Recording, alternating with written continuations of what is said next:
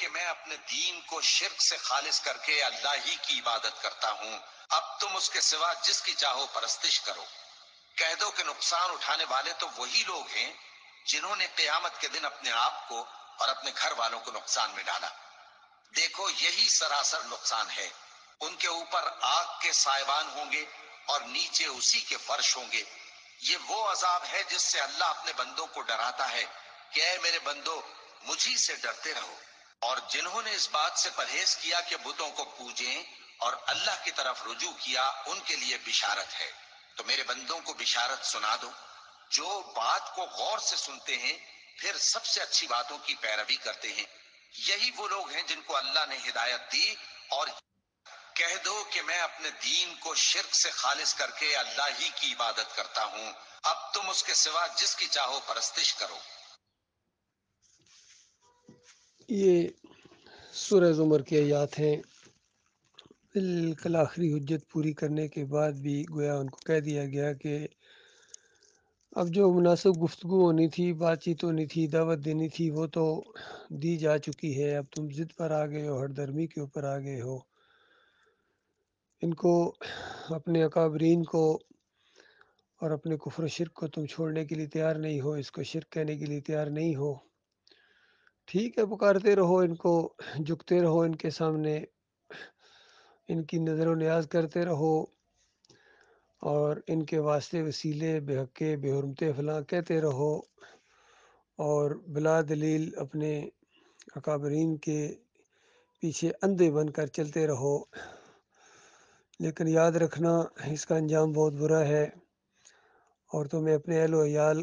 سمیت ہمیشہ کی آگ کے اندر رہنا پڑے گا۔ اس وقت چیخو گے، چلاؤ گے، ان پر لعنت بھیجو گے، اور ان کو کہو گے کہ بے ایمانو، ایمان خالص کی دعوت آنے کے بعد تم لوگوں نے پھر مشرک بنا دیا تھا، کافر بنا دیا تھا۔ حالانکہ اللہ تعالیٰ نے منع کیا تھا کہ دیکھنا ان اہل کتاب کے علماء اور مشائخ کے پاس جا کر مت بیٹھنا، ان مولویوں اور فریبکاروں کے پاس بیٹھو گے تو انہی جیسے ہو جاؤ گے، ان کا رنگ چڑھے گا تمہارے اوپر، اور پھر انہی کی طرح تم باتیں کرو گے، بالکل ان کی دوسری فوٹو سٹیٹ بن جاؤ گے۔ تو اس کے بعد جن لوگوں نے یہ بات مان لی وہ تو بچ گئے ہیں، اور جن لوگوں نے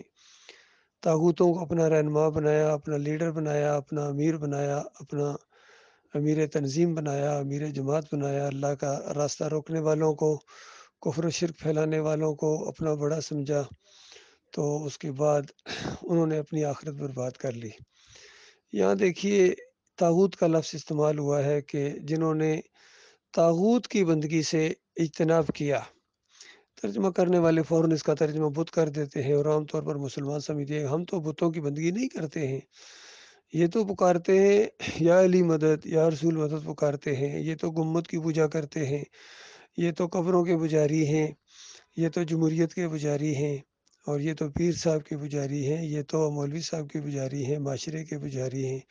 یہ کہاں بتوں کی پوجا کرتے ہیں۔ تو اس طرح ایک لفظ کی وجہ سے پورے معنی اور مفہوم کو بدلی کر دیا جاتا ہے۔ تو ہر جگہ جہاں من دون اللہ کا لفظ آیا وہاں فوراً من دون اللہ کا ترجمہ انہوں نے بت کر دیا۔ حالانکہ من دون اللہ کا مطلب ہوتا ہے کہ اللہ کے علاوہ، اللہ کے علاوہ جن کو پوجتے پکارتے ہو، جس چیز کی بھی بندگی کرتے ہو، یہ طاغوت کی بندگی ہے۔ اور طاغوت انسان بھی ہو سکتا ہے، کوئی ادارہ بھی ہو سکتا ہے، کوئی کتاب بھی ہو سکتی ہے، انسان کی کوئی شخصیت بھی ہو سکتی ہے، جو راستے سے ہٹاتے ہیں اللہ اور اللہ کے رسول کے خلاف جو بھی آواز ہے وہ طاغوت کی آواز ہے۔ اس طاغوت سے جب تک کفر نہ کیا جائے، اس کا انکار نہ کیا جائے، ان کے اکابرین جتنا جو کفر و شرک پھیلا کے گئے ہیں، ان کی کتابیں بھری پڑی ہیں، یقین کیجیے عبد القادر جیلانی کی کتابیں ہوں، محی الدین چشتی کی ہوں، علی اجویری کی کشف المحجوب ہو، اور مجدد الفزانی کے مکتوبات ہوں، یا فیضان سنت ہو، یا تبلیغی نصاب ہو، ہر ایک کے اندر، چاہے مودودی صاحب کی حصہ سوم ہو، رسائل و مسائل ہو، ان کی آٹو بایوگرافی ہو، سب کے اندر شرک کی بھرمار ہے، اور شرک کے یہ رکھوالے بن گئے ہیں، ان کا دفاع کرتے ہیں، اور اپنے خیر خواہ کی بات کو آج ماننے کے لیے تیار نہیں ہے۔ تو اس کے بعد ان پر حجت تمام ہے، اب یہ آخرت کے اپنی بربادی کے خود یہ ذمہ دار ہیں، وہاں خون اور پیپ کی وادیوں کے اندر جب ان کے ساتھ رہنا پڑے گا، اور انہی کے ساتھ ان کا انجام ہوگا، ان کی سری ہوگی، جس طرح بنی ہوئی سری ہوتی ہے، ان کے اونٹ سوج جائیں گے، اوپر والا اونٹ اوپر ہماس کرے گا، ماتھے تک چڑھے گا ان کا، اور اس کے بعد نیچے والا سوجے گا، لٹکے گا، یہاں ناف تک آ جائے گا، ایسی خوفناک صورتیں ان کی ہوں گی۔ اور اس کے بعد یہ اوپر سے کہا جائے گا کہ اب چکھو مزے۔ وہاں دنیا میں تو بڑھ بڑھ کر بولتے تھے، چلاتے تھے، مومنوں کے خلاف پروپیگنڈے کرتے تھے، آخر ان کا کیا جرم تھا؟ انہوں نے اپنے مالک کو ہی اپنا معبود مانا تھا نا۔